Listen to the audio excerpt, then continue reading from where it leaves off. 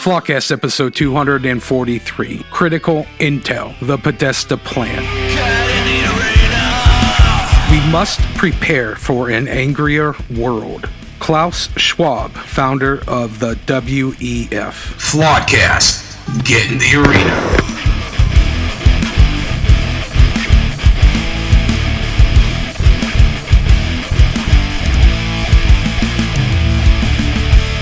All right. Good morning, good afternoon, good evening, all of our esteemed Flawedcast listeners. I want to welcome and thank everybody to a brand new, fun-filled, educational, and perhaps triggering episode of Flawedcast. I am riding solo. Mrs. Smith nor Tim could be here this week, and you're going to have to deal with me. But instead of waiting a week till everybody could be together, I really wanted to talk about the Podesta plan. Really wanted to get in because we're seeing things now that are happening just 2 to 3 days ago as I'm recording this that are now really affecting our nation in conjunction with the Charlie Kirk assassination, the World War III attempts that are going with Ukraine and Russia, that NATO that are being heightened. So it's important that we discuss these things in a very timely manner. So we're going to get into that. But before we do, once again, I want to welcome and thank everybody. Please subscribe. Please follow, asking you guys to share.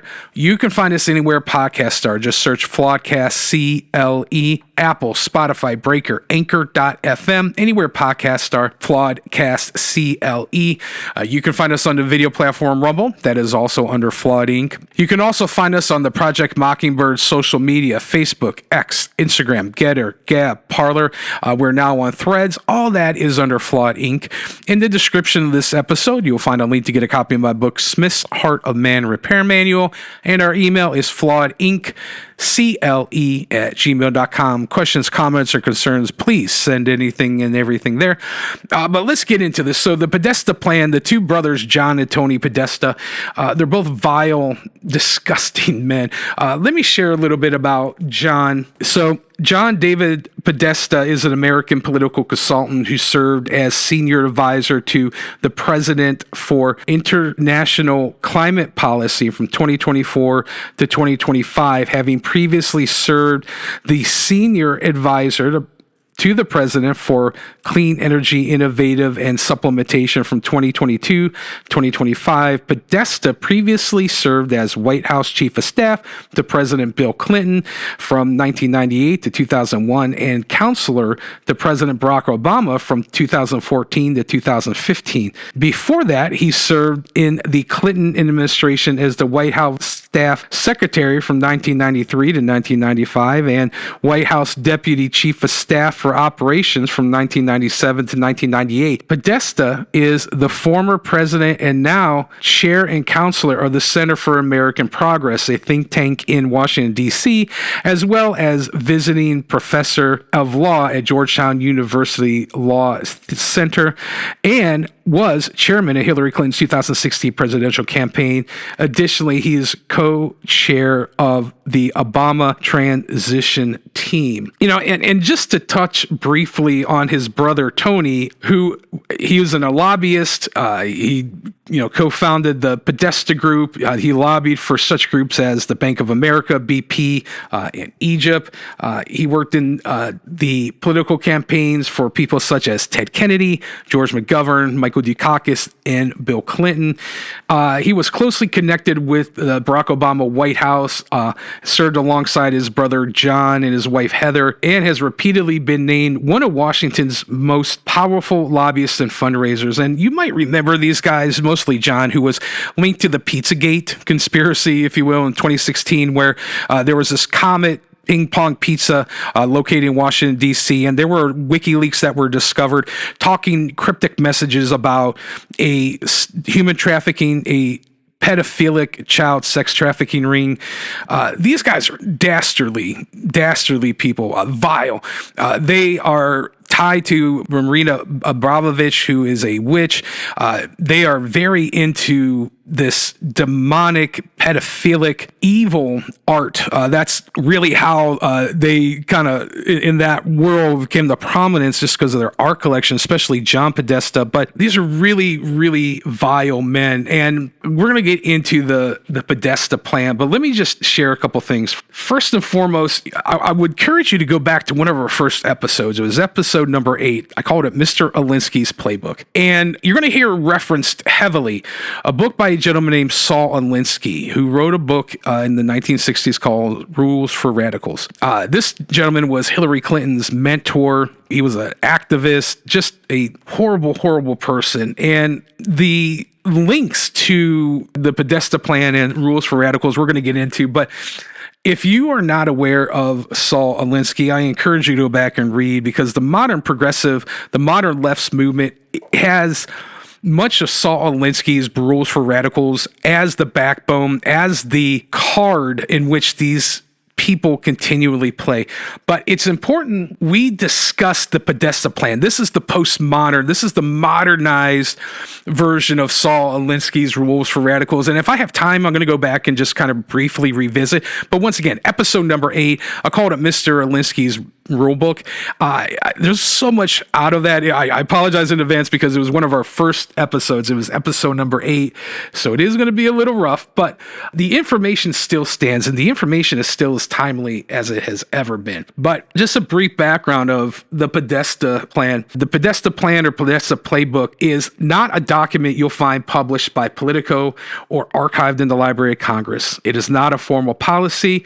It is not a white paper. It is a set of embedded strategies, well-worn, battle-tested, and deployed with quiet precision by the radical left. The phrase refers to political maneuvering, media manipulation, legal warfare, and social engineering tactics attributed to longtime Democratic insider John Podesta, a key power broker under President Clinton and Obama, and the campaign chair for Hillary Clinton in 2016 we discussed. These tactics largely revealed through WikiLeaks email dumps, campaign leaks, and public quote-unquote simulation exercises like the Transition Integrity Project offer a glimpse into how entrenched power operates, not through the Democratic consensus, but through manufactured crisis and controlled opposition. So when Anthony Weiner's emails were hacked,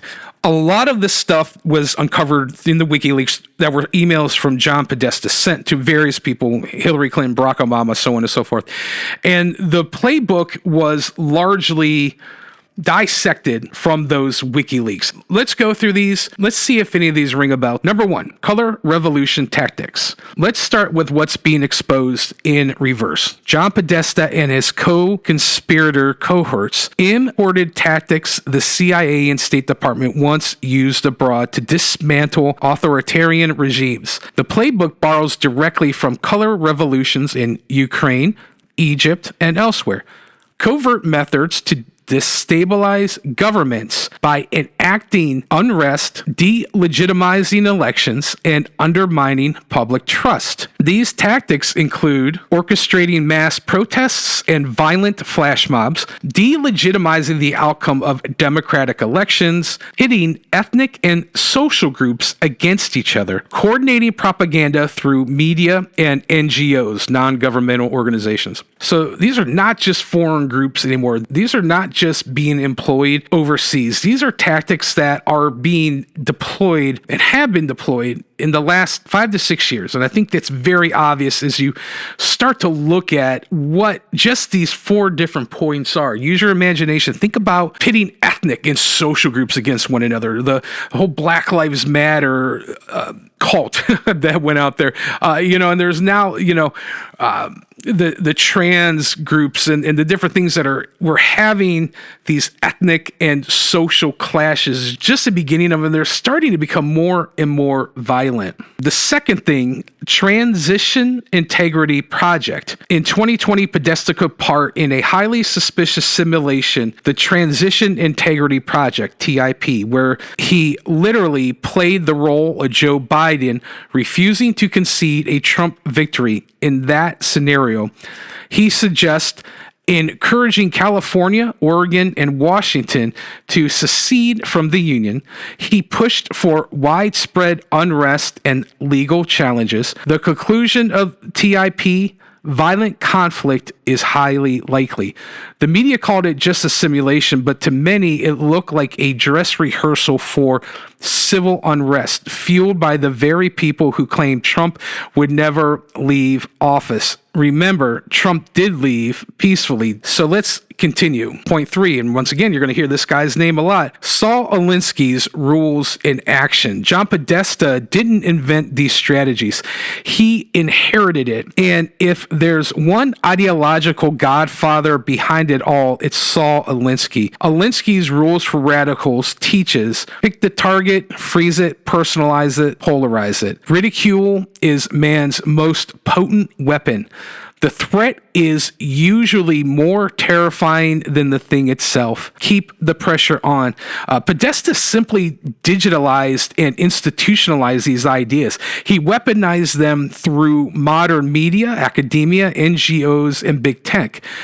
Think about it. Ridiculing Trump supporters as deplorables, freezing ICE agents and painting them as villains, polarizing every national debate into good versus evil, oppressed versus oppressor. It's Alinsky's modernized, digitized, and turned into federal policy. And once again, if I have time, I'm going to go into these rules, but it's literally that. It's modernized and it's put into a social media forum. You know, it's interesting, before I go really any further, just to give you a glimpse of the kind of guy that Saul Alinsky was, if you read the book Rules for Radicals, which I have several times. Once again, you get to know the enemy's playbook. At the beginning, he dedicates the book to the angel Lucifer, who he calls the first radical known to man. He praises his Luciferic, his satanic father, where all of these manipulative, destructive things came to be. So once again, I'm trying to go fast. There's a lot of information I want to cover, but you need to look. Everything that's happening now is already planned. Number 4, media messaging and psychological ops. The Podesta playbook relies on a subservient, complicit media, not just to report stories, but to name narratives and suppress counterpoints. The process looks like this. Pre-scripted leaks are delivered to CNN, MSNBC, the New York Times, Fox. I would say any of the 3-letter mainstream media networks. I don't trust any of them. Social media fact checkers throttle dissenting views. Snopes is a joke. Grassroots movements appear out of thin air, always armed with marching signs and talking points. Opposing voices are branded as misinformation or domestic extremism. The medium no longer informs, it performs as a propaganda arm of the regime, propped up by tech billionaires and beltway ideologues. And I certainly see, and I hope that as you're listening, you're starting to see everything has been crafted carefully, methodically, and intently on how to cause division, how to bring down a people group, how to bring down ultimately the U.S. One of the famous George Soros quotes is, "The main obstacle to a stable and just world order is the United States." And we've contended on this podcast for years. It's important to know political systems. It's important to know these things simply due to the fact that the Antichrist is soon being revealed, soon coming on the scene. He is setting up and will use and manipulate and move through governments and governmental systems. It's important that we have a working knowledge of these things so that we can begin to rail against them. We can begin to protest. We can begin to warn others. Just like in 2020, just like in 2019 when COVID was running rampant, literally killing people, literally destroying people's livelihoods. This is what we see as a result of that. Point number 5, legal warfare and bureaucratic occupation. Podesta and his network know that true control isn't just winning elections, it's owning the courts, the agencies, and the rule books. So this part of the playbook includes using strategic litigation to block executive orders and jam legal pipelines, stalling border enforcement and lawsuits while filing injunctions at friendly circuit courts, placing ideologically vetted appointees in every agency ready to resist or sabotage directives from above. This is not activism, it's institutional occupation. It has been stunningly effective. I mean, we can just see within the FBI how with the Epstein files, it was a poop show trying to get to the bottom of this stuff, and it still is. We see that they call them stay behind networks. These NGOs, these three-letter governmental organizations, have stay behind networks. People that are loyal to them, loyal to their cause, that will jam the system. They will cause as much interference as they possibly can, so that when these things are being brought into a court process to legally and lawfully deal with, it makes it impossible to conduct anything, to get any positive change done. Number 6, why it all matters right now. The so-called protests are coordinated, pre-staged, tactically armed. This is not grassroots outrage. It's color revolution tactics in full swing. ICE agents are under siege, federal authority is being challenged, and the narrative machine is already working overtime to call it mostly peaceful. Alinsky's methods are used to vilify, ridicule, and silence anyone who speaks out. Citizens are labeled extremists for wanting law and order. The end game basically is to collapse the current system and then replace it with an unelected, unaccountable managerial class. Use chaos as the excuse for permanent emergency measures. And if that sounds familiar, it should, because that's exactly what Zelensky in Ukraine has done. That guy should have been out of the office, but he's set himself up as dictator. Oh, son of a bitch. The same thing has happened with Benjamin Netanyahu. These guys have placed themselves in a quote-unquote democratic situation where they should have been voted out, and they are still in power. They are creating the Ukraine situation. I believe largely October 7th, the attack on Israel was pre-planned. I think it smells rotten, and I think that the leadership had a lot of information beforehand. But I think, and I hope, you're starting to see that guys like John Podesta, his brother Tony, have put together this playbook, this rule book, this plan, that when you follow it, it causes the destruction of society. And if you don't believe me, I really want to hit the Alinsky rules for radicals, but like I said, we had that other episode. There are 12 rules. Rule number 1 says power is not only what you have, but what the enemy thinks you have. Rule number 2, never go outside the expertise of your people. Rule number 3, whenever possible, go outside the expertise of the enemy. Rule number 4, make the enemy live up to its own rules. This one is devious. If the rule is that every letter gets a reply, send 30,000 letters. You could kill them with this because no one can possibly obey all of their own rules. This is a very serious rule. The besieged entity is very credible, and their reputation is at stake because of activists catch it lying or not living up to the comments. They can continue to chip away at the damage. Rule number 5, ridicule is man's most potent weapon. We already discussed that. Rule 6, a good tactic is one your people enjoy. 7, a tactic that drags on too long becomes a drag. 8, keep the pressure on, never let up. 9, the threat is usually more terrifying than the thing itself.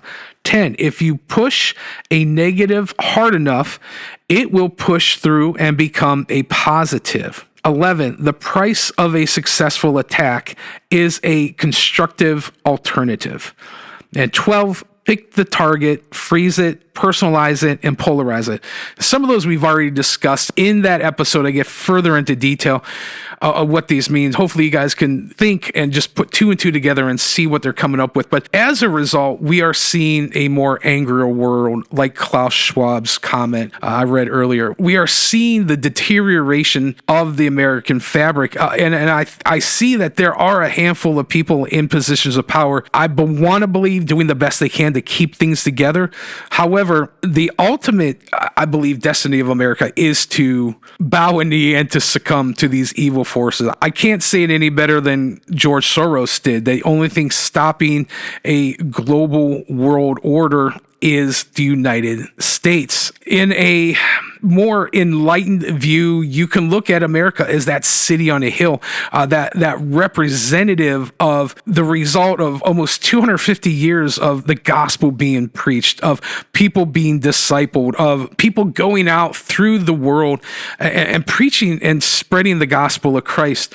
And we have been that city on a hill, but now that light, that city is being diminished. And these are the tactics that are being employed to do so. So just on Sunday and Monday, let me share a couple things that happened, and I'm just going to briefly read a couple articles. So in Michigan, a church shooting victims, this is from Fox, it says, Michigan church shooting victims accounted for, gunman named as Thomas Jacob Sanford. It says a Sunday service in Grand Blanc Township, Michigan turned into a nightmare when a gunman rammed his vehicle into a church. It was a LDS, Latter-day Saint church, Mormon church, said then set the building on fire and opened fire on congregants. At least 4 people have died. Multiple others were critically injured, and authorities are still investigating the attack. Police identified the suspected gunman as Thomas Jacob Sanford, 40, of Burton, Michigan, who drove a truck into the Church of Jesus Christ of Latter-day Saints in Grand Blanc Township,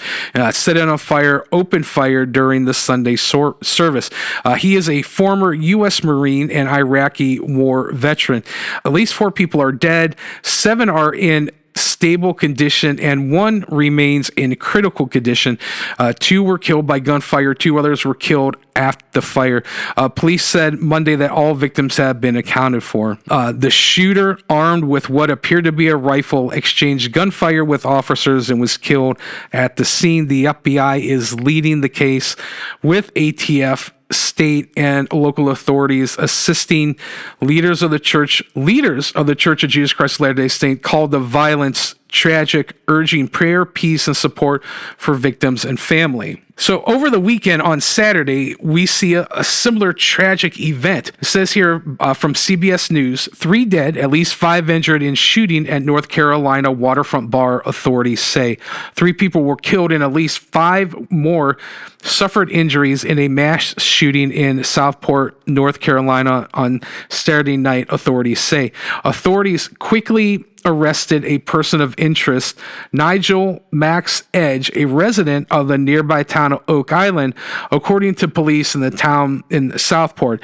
At a news conference Sunday morning, Southport Police Chief Todd Corney said their investigation so far suggests the shooting was highly premeditated. So some more information about the alleged shooter, and this is from Fox News. It says, according to a lawsuit, Nigel Max Edge, formerly known as Sean Dubois, had previously served in the United States Marine Corps and had been shot in the head during an ambush in May of 2006 while overseas.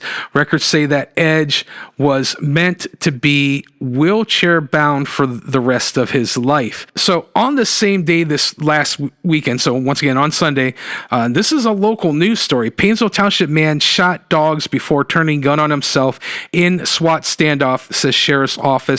Action 19 News, WOIO. Painesville Township man shot 2 dogs, 1 fatally, during a family dispute before barricading in the home, prompting a SWAT standoff and turning the gun on himself on Sunday, the Lake County Sheriff Office confirmed. Lake County Sheriff Office Chief Deputy Robert Izzo said deputies were sent to Coventry Drive in Painesville Township for a report of shots fired inside a home at approximately 5:47 p.m.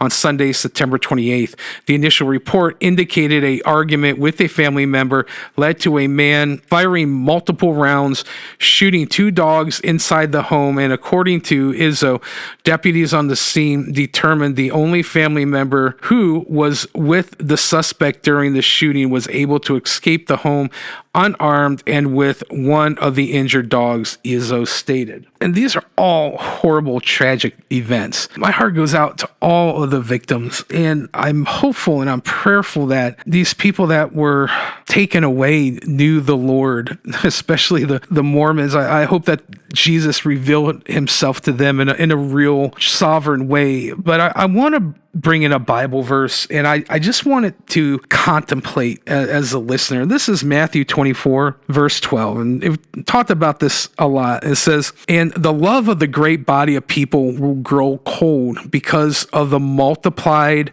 lawlessness and iniquity." That's from the Amplified. And it says here in the NIV, "Because of the increase of wickedness, the love of most will grow cold." And it goes back to that Klaus Schwab quote. They are creating a angrier world. I pray and I hope I did a good job in laying out this Podesta plan, the playbook. And I hope you can see, whether it be the issue with Charlie Kirk, whether it be the girl that was stabbed on the New York subway, the Ukrainian refugee, whether it be now that there was an ICE facility even on last Friday that was shot at. In Dallas, Texas, there several ICE agents were shot. A couple foreigners, people who were here illegally, were also shot. We're now seeing an increase of that, and it was all planned and laid out in the Podesta playbook and the rules for radicals.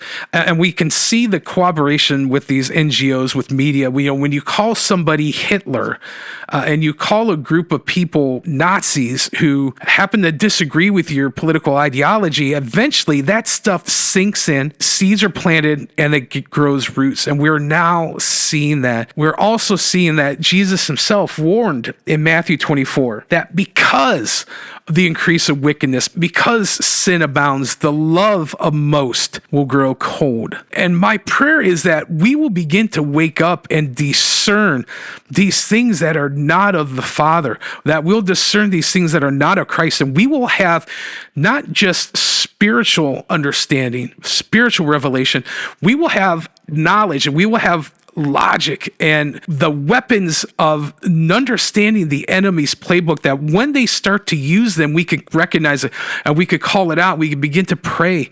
And, I've been real disheartened lately, even more so than usual. The lack of leadership in the body of Christ, seeing how there's so many sheep in the pulpits instead of lions.